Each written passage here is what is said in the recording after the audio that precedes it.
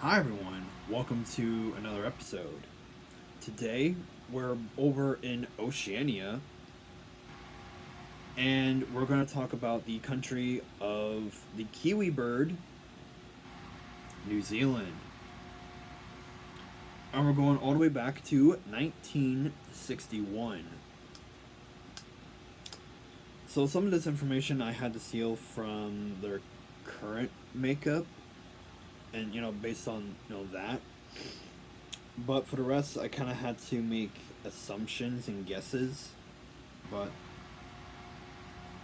yeah, I had to do some interesting deep dive on some of these, just for fair warning.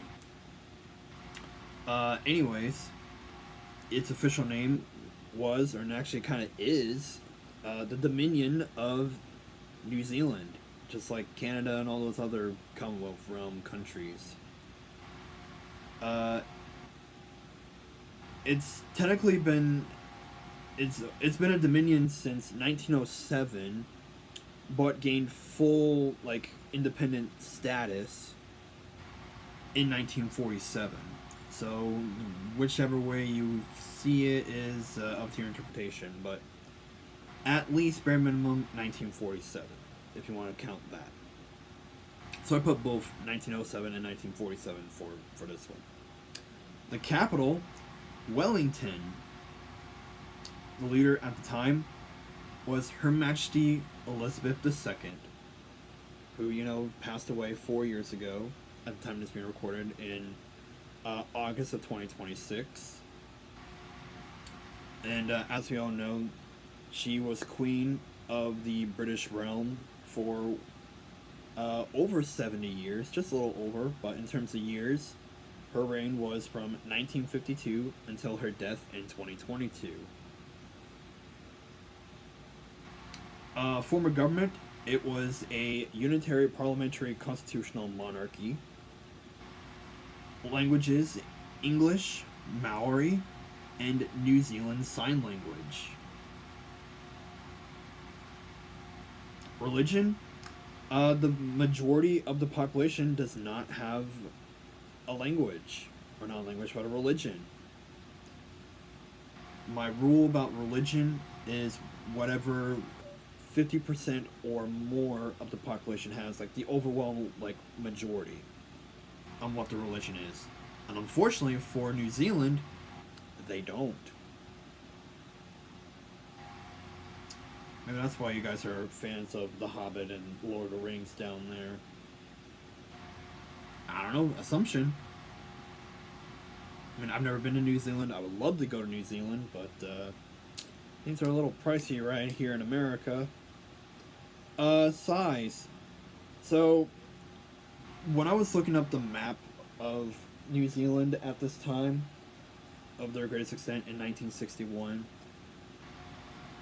I had to really figure out, because when all the island nations are doing territorial boundaries and stuff, because they have squares for some reason, and I really had to deep down and figure out what's what. So after looking at all the areas that either were or kind of still is under the control of New Zealand for whatever reason, it came to a grand total in terms of size, like land area, and I guess territorial waters too. 102,949.25 square miles, and that is the current combined area of New Zealand, Samoa, Niue, the Cook Islands, and Tokelau all combined. So yeah, there's that into account. The population back then in 1961 of the country was 2,461,300. Flag is their current one. Although they had a referendum a couple of years ago about if they wanted to change their national flag. I mean, seriously. They could have gone with the most badass flag design ever. laser kiwi? Come on, guys. That would have been so badass. Because you guys have the kiwi bird.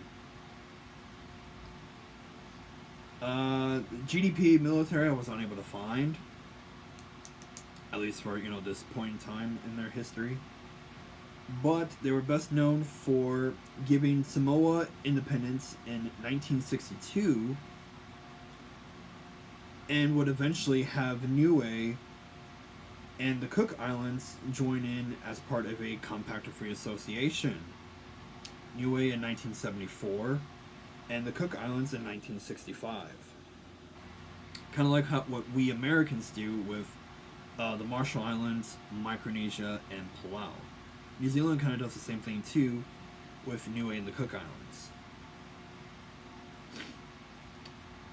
So, yeah, that's all for today's episode. Although I should mention that just based on the entire continent of Oceania, we're halfway done with all those countries. Yeah, I looked up how many countries were in Oceania, and in total there are 14 sovereign nations. And, well, New Zealand was number 7. And so, we're halfway done with Oceania. Woo! But the very, very last one won't be until we get, until cold December time here in the eastern United States. So, be prepared for all that snow. Why the hell did I bring it up? Anyways, this video is going on a little too long. We'll see you tomorrow. We're going back to North America with Nicaragua.